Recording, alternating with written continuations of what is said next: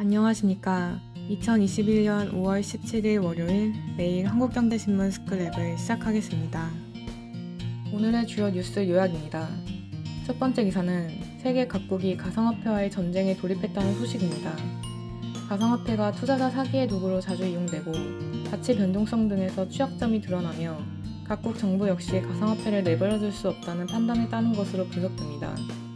실제로 미국 법무부와 국세청 소속 자금 세탁 및 탈세 담당 요원들은 최근 세계 최대 가상화폐 거래소 바이낸스에 대한 조사에 착수한 것으로 알려졌습니다. 유럽연합은 회원국 27개국의 공통된 가상화폐 시장 규제인 디지털 자산 거래 및 발행 포괄적 규제를 2024년 도입을 목표로 추진 중입니다. 국제자금세탁방지기구는 다음 달 더 강력한 가상화폐 규제안을 발표할 예정으로 알려졌습니다. 업계에선 국제자금세탁방지기구가 디파이와 대체 불가능한 코인 등을 포함한 거의 모든 가상화폐 거래를 들여다보는 방식으로 규제안을 발표할 것으로 보고 있습니다. 현재 금융당국은 지난 3월 발효된 특정 금융정보의 보고 및 이용 등에 관한 법률에 따라 가상화폐 거래소의 신고 등록만 받고 있습니다. 가상화폐는 금융상품이나 법정 화폐가 아니기 때문에 금융투자상품처럼 보호될 수 없다는 게 일관된 입장입니다. 그러나 가상자산 투자가 과열 양상을 띠자 정부 및 여당도 이를 관리할 방안을 본격적으로 논의하기 시작했습니다. 다만 가상자산의 특성상 기존 금융시장에 적용하던 시장 안전제도를 그대로 도입하면 외국 시장과의 형평성 문제가 있어 고민이 깊어지고 있습니다. 여당 소속의 한 의원은 위험을 감수하고 수익을 노려 뛰어든 투자자를 정부가 제대로 보호해주는 것이 맞는지 의구심을 제기하는 의견이 많다고 전했습니다. 두 번째 기사는 16일 건설 및 철강업계에 따르면 올 들어 철근 공급 부족으로 건설 현장이 멈춰서면서 피해가 속출하고 있다는 소식입니다. 건설협회 관계자는 철근 수급의 불균형이 갈수록 심각해지고 있다며 지방 아파트 건설 현장은 철근이 부족해 준공이 지연되는 사례가 속출하고 있다고 전했습니다. 철근 파동을 촉발한 것은 코로나19였습니다. 통상 국내에서 연간 생산되는 철근은 1000만 톤이 넘습니다.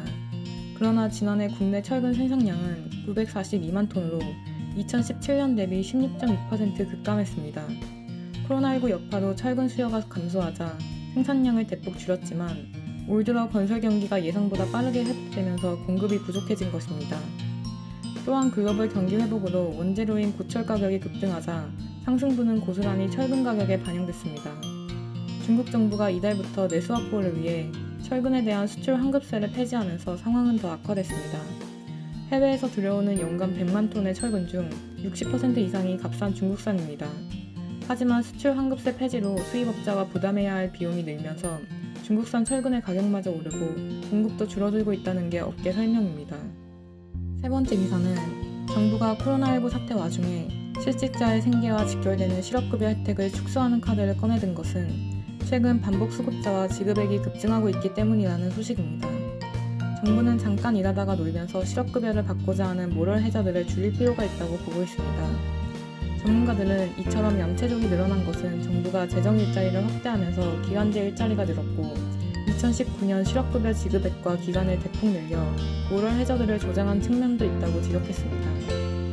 네 번째 기사는 17일부터 오피스텔 및 토지 등 비주택 담보대출에 대한 담보 인정 비율, 즉 LTV 70% 한도 규제가 은행 등 전 금융권에 확대 적용된다는 소식입니다. 단 16일까지 입주자 모집 공고가 이뤄진 사업장에는 관련 규제를 적용하지 않기로 했습니다. 오는 7월부터 확대되는 개인별 총부채 원리금 상환 비율, 즉 DSR 규제에 대한 세부 지침은 다음 달 확정될 예정입니다. 업계에서는 LTV 규제와 마찬가지로 기분양 중도금 및 잔금대출 등에는 적용하지 않을 가능성이 클 것으로 보고 있습니다. 그럼 이상으로 오늘의 매일 한국경제신문 스크랩을 마치겠습니다. 들어주셔서 감사합니다.